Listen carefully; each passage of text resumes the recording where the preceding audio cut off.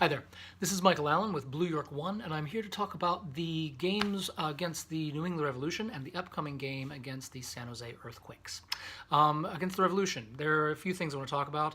It was a really gritty game, really good results. To go in against the team that's probably better than most people are giving them credit for, and to play in Gillette Stadium and get a draw out of that, that's a great, great result. We can't be sad about that. So we're still undefeated in 2018, and that's great. Moving forward, there are going to be some draws in our life. That's going to happen. A draw on the road is a win on the road, as far as I'm concerned. Three things. First of all, Ismail Tajuri-Shradi is making a name for himself in NYCFC and in NYC. He is really come on the last two games. He scored from the right foot, scored twice with his left foot in this game. He really has come in and relieved some pressure and shown that NYCFC can score without David Villa and win without David Villa and get results without David Villa. We've played 4 games. 2 have been without David Villa, and we are still undefeated. So Shradi's a big part of that, and I think he's solidified a starting spot going forward. I like Wallace. I know some people have problems with him. I think he does a lot of things off the ball, not necessarily a lot on the ball, but he does a lot of good runs, tracks back well, defends well. Shradi is not as good of a defender, but he's such an offensive presence, and he's so good and so technical and so pacey. I think it'd be hard-pressed to get him out of the starting lineup at this point. So I think we see him start against San Jose this next week as well. Another guy that I think we see come in again, I think we see Anton Tinnerholm come in for Salam.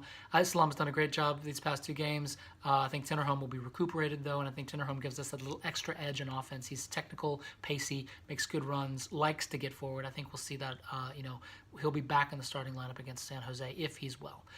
David Villa will also be back, which is exciting as well. I think he will be back. I don't know for sure. That's not confirmed by the team or anything, but I imagine he will be back. It's supposed to be a minor injury that he's been working off the last two weeks.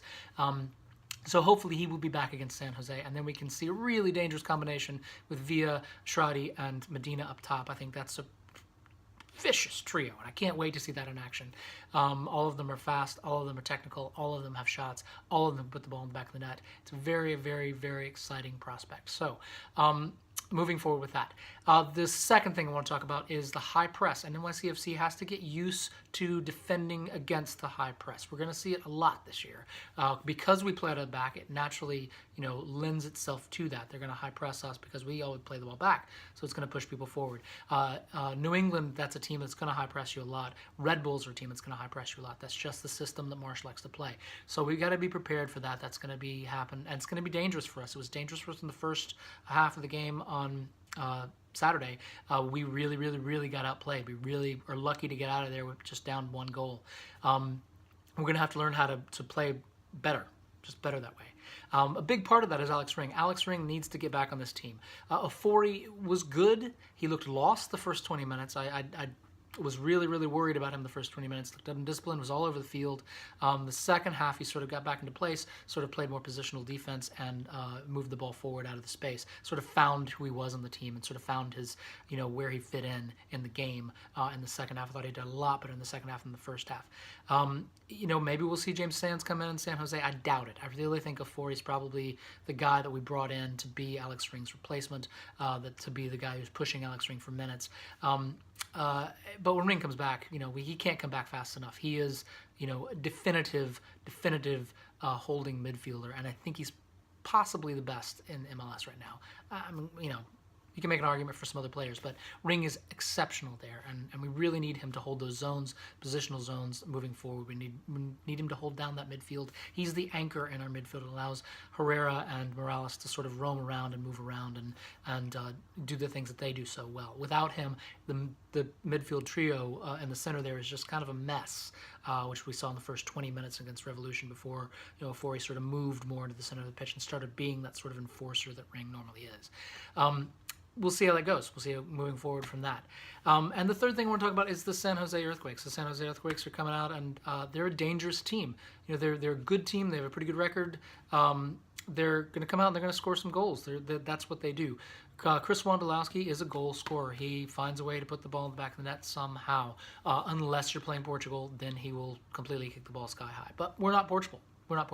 So They're going to come out. They're going to be dangerous. They're going to get out and they're going to really, try and press us. I bet we see the high press again because it works so well against us in New England. So we have a lot of things. We're traveling all the way across the country. There's going to be a jet lag factor. Hopefully, Villa and Tenderholm will back. It's going to be a dangerous game, a dangerous sort of. Hopefully, we'll get out of there with 3 points or at least a point. Again, a point on the road is a win on the road. It's great. Hopefully we'll continue the unbeaten streak. I'm going to say 3-1 NYCFC. That's what I'm going to say. 3-1 NYCFC. I think we see Medina score. I think we see Shradi score. And if David Villa's in, I think we see David Villa put one in the back of the net as well. So that's my prediction. We'll see what happens. Until next week, go NYCFC. NYC is blue.